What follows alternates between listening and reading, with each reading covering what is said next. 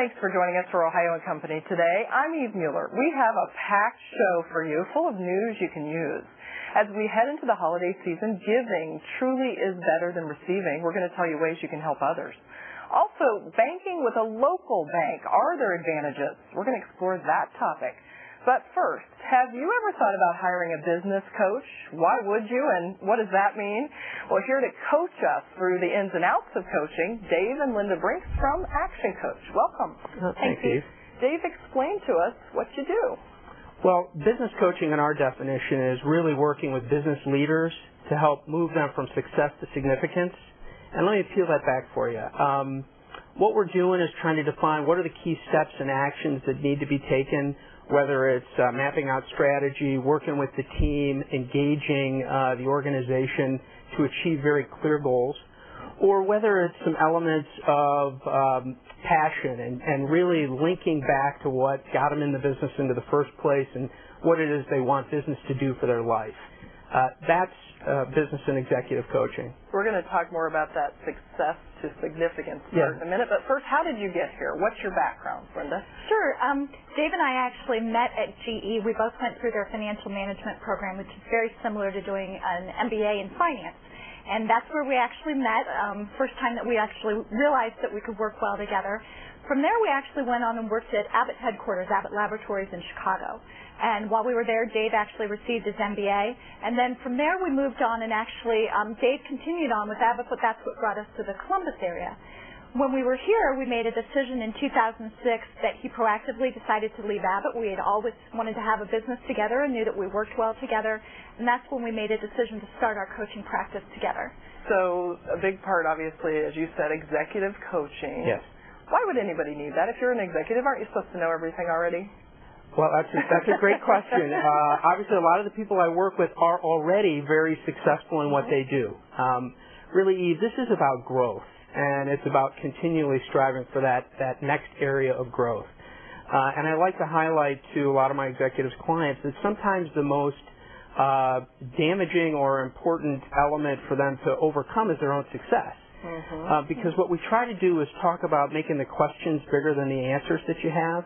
In other words, that thirst for continually growing to really achieve your full potential. So we want them to understand and leverage their background and experience and celebrate that, but recognize that whether it's their company around them that's changing, the people they're employing that's changing, or the market that's around them that's changing, they need to stay hungry to continue to grow and learn in those environments in order to oftentimes to achieve what it is they want from their careers to fulfill in their lives. And I guess if you think about it, everybody has a coach. Tiger Woods has a coach. And that's exactly what I was going to say. That's probably one of the best examples that I can think of. Is here you have someone who's a supreme athlete, one of the best known in history, yet he always works with a coach. And no matter how successful he is, Tiger Woods cannot see his own golf swing. So it's really important for him to have someone there that's that outside perspective, that voice of reason, that person that is really helping him get that edge, keep that edge, and go above and beyond his competition. And what are some of the examples of success you've had with your clients taking them from A to B? I'll just highlight a few of those, and one in particular sticks out for me, a woman that I coached in a larger firm, that when we connected, it was clear to me in uncovering where she was and where she wanted to go, that some of the challenges really had to do with her passion and really igniting how her career fit with what she wanted to do.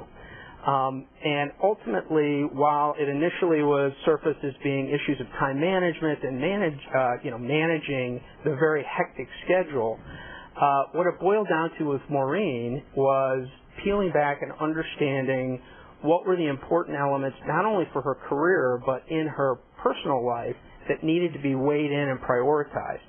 Because what we would like to highlight is it's not necessarily a time management crisis that we have now, it's a priority management crisis that we have.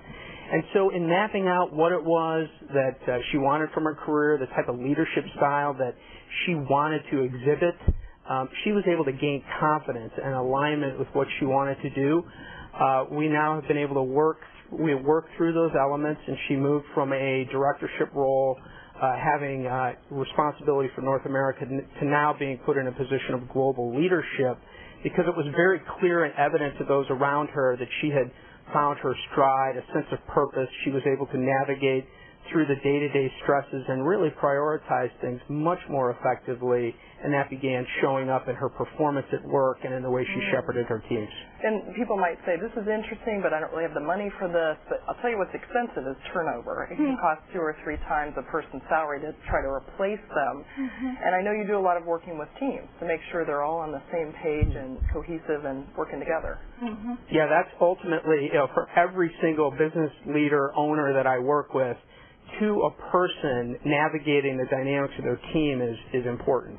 And every team's different. The communication styles that are used are very different.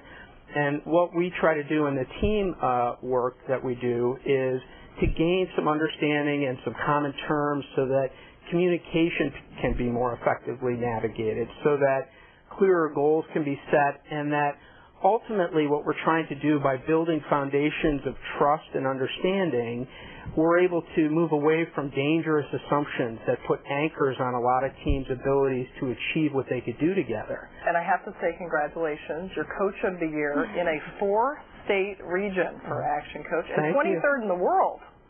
Thank you. So you are doing a lot of great things for a lot of people.